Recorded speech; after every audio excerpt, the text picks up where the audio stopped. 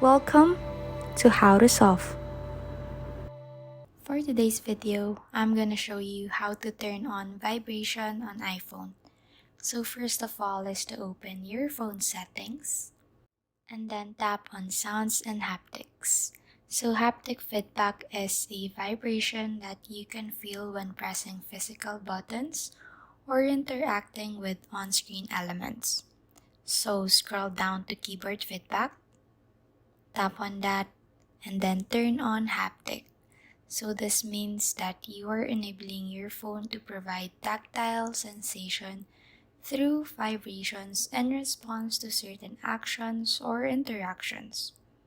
You can also turn on play haptics in ring mode, which is for incoming calls, notifications, and other system alerts. And then play haptics in silent mode, which is usually for notifications. And then lastly is the system haptics, which controls the haptic feedback when you feel interacting with system elements like buttons, switchers, and sliders. Please like and subscribe for more content. We'll see you in the next one.